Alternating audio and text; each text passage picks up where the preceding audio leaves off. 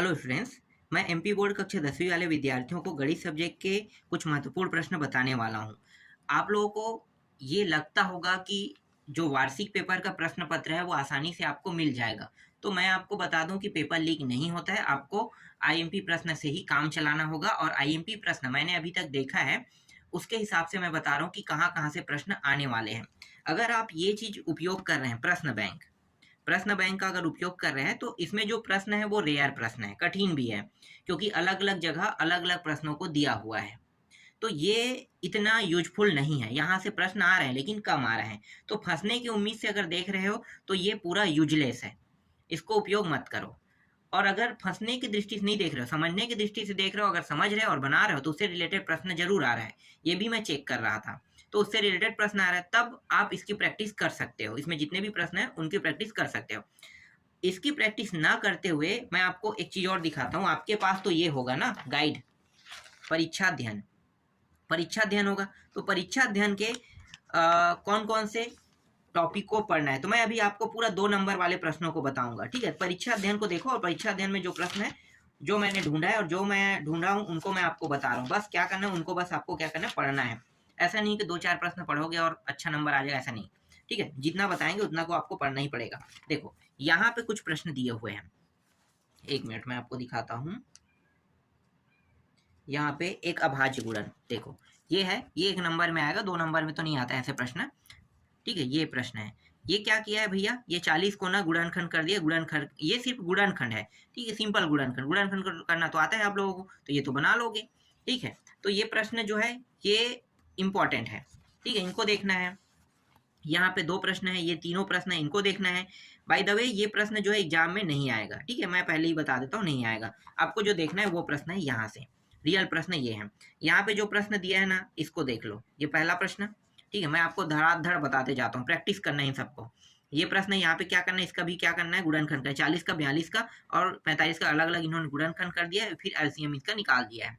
ठीक है, simple trick एक बताया था मैंने एलसीएम निकालने का। इन तीनों को एक साथ रख के ना गुणनखंड कर दो, तो सिंपल से ना यही उत्तर आपको प्राप्त होगा। इसके बाद देखो एलसीएम और एचसीएफ निकालना है, बहुत आसान है।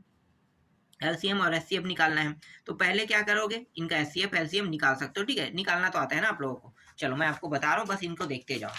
ये इंपॉर्टेंट प्रश्न है, इसमें जितने भी प्रश्न है उनको प्रैक्टिस कर लेना। ठीक है, ये आपको परीक्षा अध्ययन में मिल जाएगा। फिर आगे आते हैं अध्याय 4 में। यहाँ से 2 प्रश्न नहीं, अध्याय 4 नहीं, प्रश्न 4 में आते हैं। यहाँ से 2 प्रश्न आएगा एग्जाम में।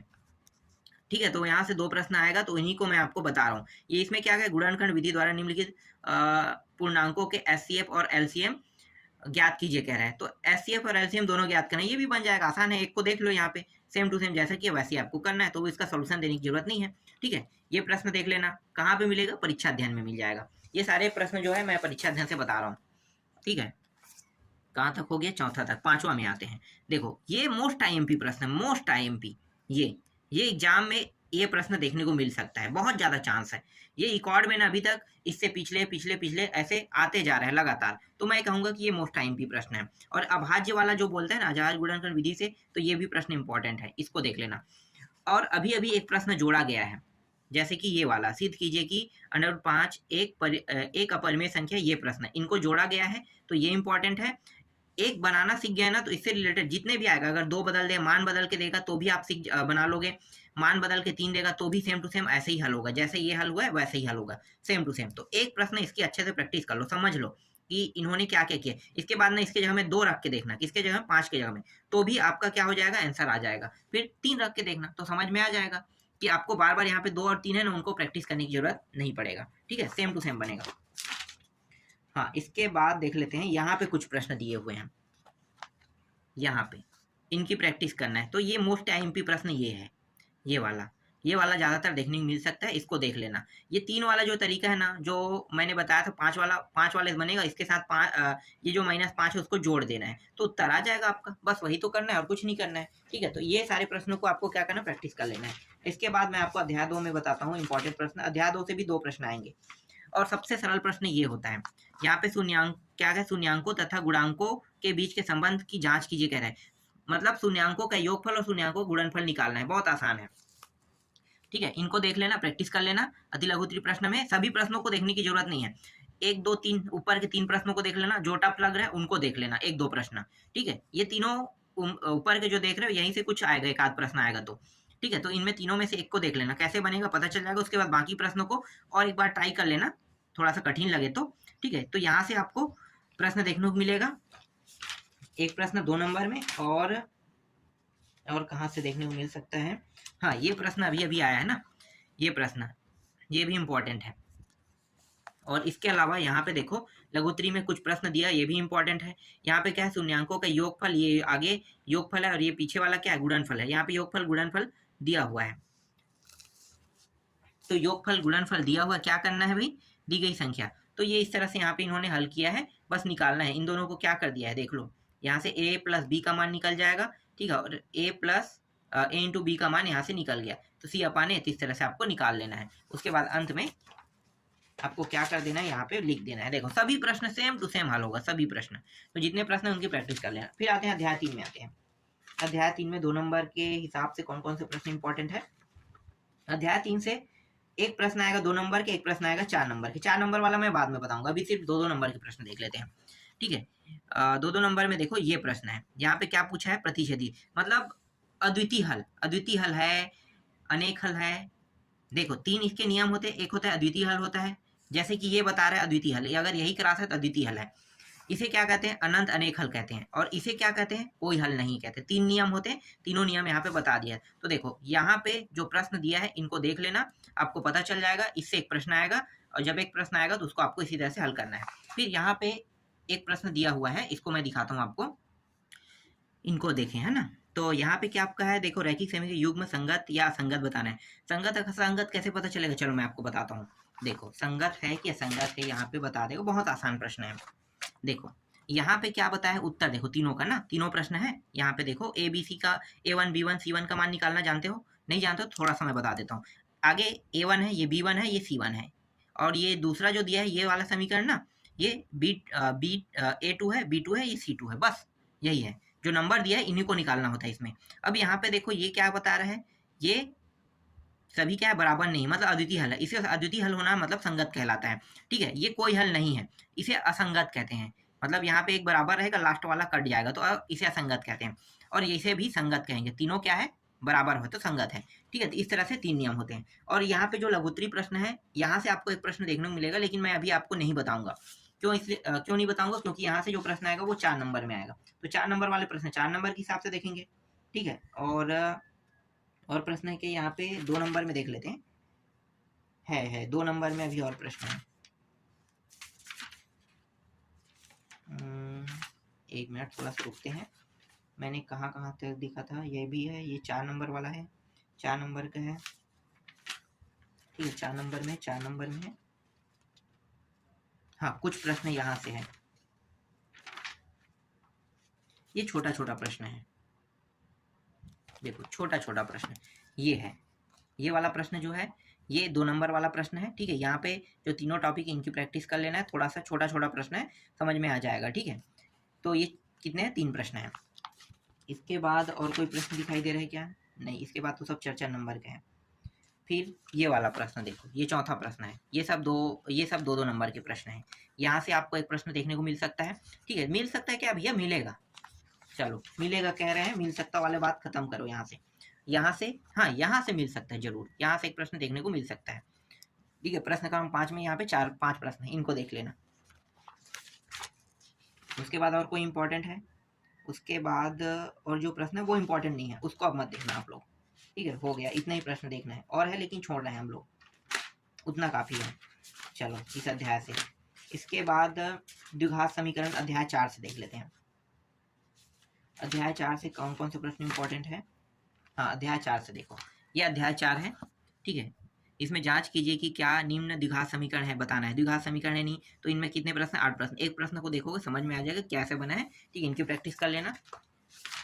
और यहाँ भी प्रश्न है 2 नंबर का, ये पूरा प्रश्न देख लेना, ठीक है।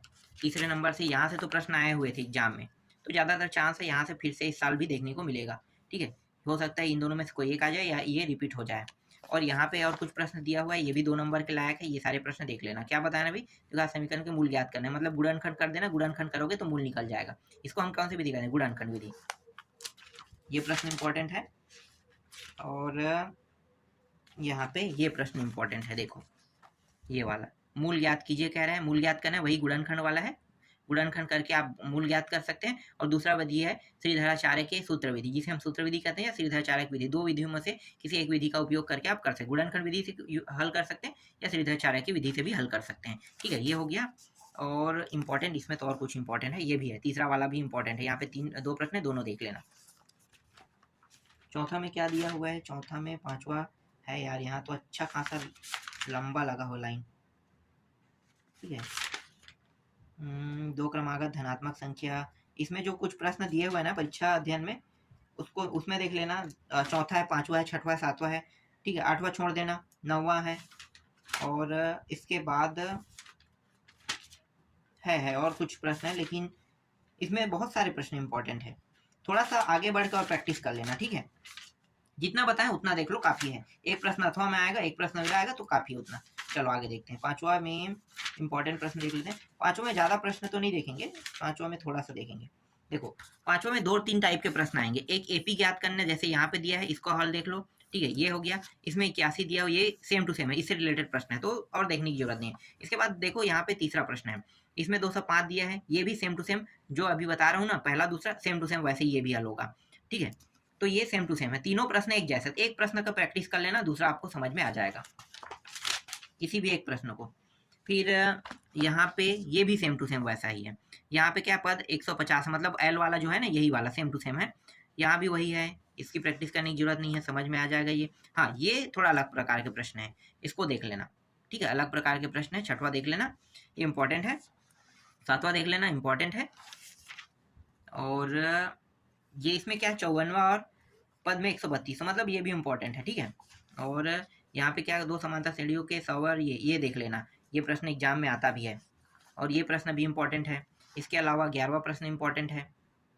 ठीक है, परीक्षा अध्ययन को मैंने मिला के आपको बताया था, लेकिन इस बार मैं हटा रहा हूँ उनको। ठीक है, और प्रश्न है, हटा देते हैं उन प्रश्नों को, अब नहीं देखेंगे। ठीक है, 12वां छोड़ देते हैं, 13वां छोड़ दो, 13वां खराब है, 14वां 15वां प्रश्न छोड़ दो। हाँ, यहाँ पे 16वां प्रश्न है, लिखना चाहो तो 16वां को प्रैक्टिस कर लेना। ये थोड़ा 10, 12, 100वां पद और 11वां पद बताना है, एक प्रश्न समझ में आ जाएगा, तो ऐसे इनका मान निकालना है। योग है ना, तो एक प्रश्न में ये समझ में आ जाएगा। ठीक है, सभी रिलेटेड है, बस 16 हो गया। और प्रश्न है क्या है इसमें, बाकी बड़ा बड़ा है तो छोड़ देते हैं अब उसको। ठीक है, इतने प्रश्नों को देख लेना। ठीक है, उतना काफी है। और इसके बाद 6वां अध्याय में आते हैं। 6वां अध्याय में जो प्रश्न पिछले साल आया था, वो ये प्रश्न आया था पिछले साल, इसको दे दिया था, तो इसको देख लेना है। फिर ये देख लेना है एक बार। ठीक है, यहाँ से एक प्रश्न आएगा 2 नंबर में, और ये 2 नंबर के लायक है। 2 नंबर के सबसे इंपॉर्टेंट लायक ये प्रश्न है, ये प्रश्न है इंपॉर्टेंट में, 5वां प्रश्न। ठीक है, 6वां प्रश्न इंपॉर्टेंट है 2 नंबर में, और 2 नंबर में, हाँ ये प्रश्न इंपॉर्टेंट है 2 नंबर में। देखो पिछले साल आया भी है, मैं इसे देखा भी नहीं था, और देखो इसको मैंने टिक पहले कर दिया था। ठीक है, ये इंपॉर्टेंट है। और इम्पॉर्टेंट में ये वाला इंपॉर्टेंट है, ये वाला इंपॉर्टेंट है, ये वाला इंपॉर्टेंट है, और ये 6 तक इंपॉर्टेंट है, बाकी नहीं देखना है। अब कोई प्रश्न नहीं देखना है, इसके बाद मुझे नहीं लगता है कोई प्रश्न इंपॉर्टेंट है। ठीक है, सबको छोड़ देना, 2 नंबर में बस इतना ही प्रश्न है। ठीक, उतने को प्रैक्टिस कर लेना। और इसके बाद 7वां अध्याय में देखते हैं। 7वां अध्याय में देखो ये वाला प्रश्न इंपॉर्टेंट है। ठीक है, यहाँ पे दिया है ना, क्या बताना है, देखो ये है दूरी, बीच की दूरी ज्ञात करने वाला।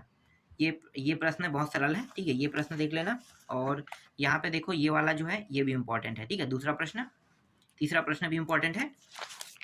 यहाँ पे चौथा, 5वां, ये चौथा भी देख लेना है, ये भी इंपॉर्टेंट है। 5वां इंपॉर्टेंट प्रश्न है। 6वां इंपॉर्टेंट प्रश्न है। इसके अलावा यहाँ पे लघुत्तरी में जो प्रश्न दिया, ये भी इंपॉर्टेंट है। ये वही है, दूरी ज्ञात करने वाला, समदूरस्थ के नाम से दे दिया है, मतलब दूरी ज्ञात करना है। ठीक है, लेकिन यहाँ पे क्या होगा, यहाँ पे एक बिंदु P मानोगे, जिसका मान कितना रखोगे, एक्स अक्ष में कह रहा है तो एक्स और 0, जिस अक्ष में कहा जाता है उसका मान कभी 0 नहीं रहता है। तो एक्स अक्ष में क्या है, एक्स का मान 0 नहीं रहेगा, तो एक्स और वाई का मान क्या हो जाएगा, 0 हो जाएगा। समझ में आ गया, जिस अक्ष में रहता है कभी भी उसका मान 0 नहीं होता है, बस इतना याद रखना। ठीक है, और कौन सा इंपॉर्टेंट है, नहीं उससे संबंधित तो मैंने आपको एक प्रश्न बता दिया ना, समदूरस्थ वाला, तो और नहीं बताऊंगा समदूरस्थ से। अब ये जो है ना, ये दोनों प्रश्न देख लेना। देखो यहाँ पे 5वां में आते हैं, 5वां और 6वां, ये प्रश्न इंपॉर्टेंट है। और यहाँ पे ये प्रश्न इंपॉर्टेंट है, ठीक है, ये प्रश्न इंपॉर्टेंट है। 1 मिनट देखता हूँ दूसरा प्रश्न इंपॉर्टेंट की नहीं, पता चल जाएगा। हाँ है, और ये प्रश्न इंपॉर्टेंट है 7वां में, बस इतना देखना है, ठीक है। 8वां में आ जाते हैं। 8 तक के ही प्रश्न देखने को मिलेगा ना, तो ये प्रश्न देख लो। ये अति लघु त्रिक प्रश्न है, इंपॉर्टेंट है, ये इंपॉर्टेंट है, ठीक है, ये इंपॉर्टेंट है। इसके बाद यहाँ पे देखो 2 प्रश्न है, ये भी इंपॉर्टेंट है। यहाँ पे ये 5वां इंपॉर्टेंट है, 6वां इंपॉर्टेंट है। हम इंपॉर्टेंट सूची आपको बता रहे हैं, और इंपॉर्टेंट प्रश्नों में, ठीक है, यहाँ पे 7वां इंपॉर्टेंट है, 8वां इंपॉर्टेंट है, 9वां इंपॉर्टेंट है, 10वां भी देख लेना, 11वां भी देख लेना, 12वां, ठीक है। इतने प्रश्न हो गए, परीक्षा धन में मिल जाएगा। और ये वाला प्रश्न भी मिल जाएगा, देखो ये सरल है, ये इंपॉर्टेंट, ये दोनों देख लेना। और यहाँ पे ये वाला प्रश्न भी देख लेना, देखो लगातार आया, 19, 20 और 22 में आया है। तो अगर ये प्रश्न रिपीट हो जाए तो और अच्छी बात है, आपको तो बेनिफिट मिल जाएगा, ठीक है। और कौन सा है, हाँ 1-2 प्रश्न और देखते हैं। ये तीसरा देख लो और चौथा प्रश्न देख लो, ये इंपॉर्टेंट है। एक प्रश्न है 5वां, ये 5वां तक के देखते हैं, इतना काफ़ी है। इसके बाद बाकी जितने भी प्रश्न हैं उनको छोड़ देना, ठीक है, वो सब इतना इंपॉर्टेंट नहीं है, उनको आपको तैयारी करने की जरूरत नहीं है। 8 तक के हो गया, अब ठीक है। 8वां के बाद 9वां, 10वां, 11वां, 12वां, 13वां, 14वां से तो नहीं आएगा, सीधा आएगा जो प्रश्न आएगा वो आएगा प्रायिकता से आएगा, ठीक है। प्रायिकता से 2 प्रश्न आएगा, तो प्रायिकता देख लेते हैं। प्रायिकता 15 अध्याय से जो प्रश्न आएगा उसको देखते हैं। 15 अध्याय में प्रायिकता से संबंधित प्रश्न है, तो इसमें ना जितने प्रश्न है ना सबको देखना है, सबको, जितने प्रश्न है उनको देख लेना है। छोटा छोटा प्रश्न है, ये सारे प्रश्नों को देखना पड़ेगा आपको, ठीक है। ये हो गया, यहाँ पे ये सब है, ये एकदम छोटा छोटा प्रश्न है, तो ये सभी प्रश्नों को आपको देखना पड़ेगा, ठीक है। ये 9वां, अति लघुत्री में जितना प्रश्न है सबको देखो, लघुत्री में जितना प्रश्न सबको देखो, दीर्घोत्री में प्रश्न है उनको भी देखो। तो इसमें बताने की जरूरत नहीं, सब इंपॉर्टेंट है, ठीक है। तो मैंने आपको 2 नंबर वाले कुछ महत्वपूर्ण प्रश्न दे दिया, जितने भी प्रश्न आने वाले हैं 2 नंबर के, कितना है 24 नंबर का आएगा ना, और टोटल 12 प्रश्न आएगा। तो 12 प्रश्नों में कौन कौन से प्रश्न आएगा वो सारे मैंने बता दिए हैं। तो 24 नंबर की तैयारी अब आप लोग बहुत आसानी से कर सकते हो, अच्छे से करो, आज ही करो और